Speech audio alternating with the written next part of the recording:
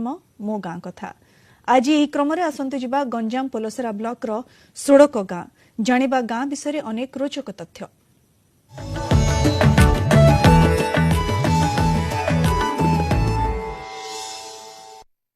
गाँव संस्कृति परंपरा ऐतिह्य जेतिकी स्वतंत्र सेतिकी स्वतंत्र गाँव परिवेश से भली कलिंग टीवी एक स्वतंत्र कार्यक्रम मो गाँ कथार देखा गंजाम जिला पोलसरा ब्लॉक रो सोड़क ग्राम कौन रही ग्रामर नाम कौन पछर उद्देश्य कौन रही ग्रामर समस्या कौन रही ग्रामर स्वतंत्रता आसन देखा यही रिपोर्ट रे।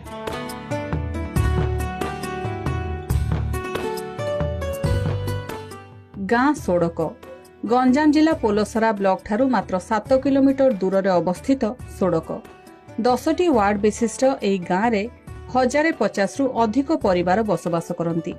जनसंख्या कहिले 4500 रु अधिक हेब। विभिन्न जातिर लोक माने एही गाँव रो बासिंदा। गाँव रे प्राथमिक विद्यालय उच्च प्राथमिक विद्यालय हाईस्कूल 6टी मंदिर 5टी अंगनवाड़ी केन्द्र विभिन्न संप्रदायर कोठघर 26 रु अधिक नलकूଅ और गाँव चारिकड़े 17टी पोखरी अछि।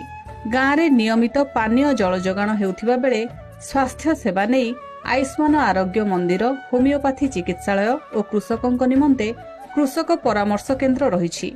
गाँव इतिहास संपर्क में क्या जना नहीं किंतु जनश्रुति अच्छी पूर्वरु एही गाँटी बघुआ सोड़क भावे परिचित थिला।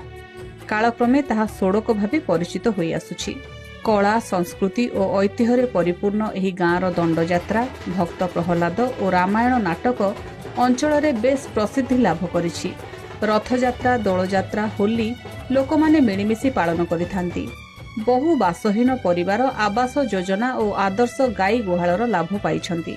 गाँवर महिला माने मिशन शक्ति माध्यम स्वावलंबी होई परिछंती।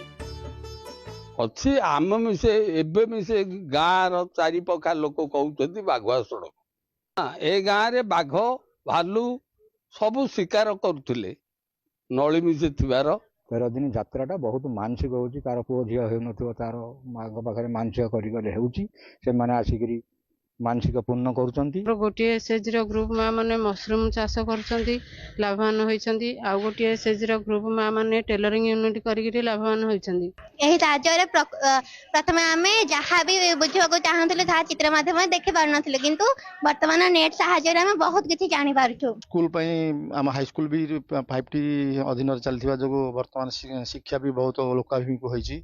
आगे जाउ नथिले स्कूल को जाउ नथिले वर्तमान स्कूल को छोट पिला ठो झियो पिला माने बहुत जाउछन्ती शिक्षार मान भी बढ़िछि।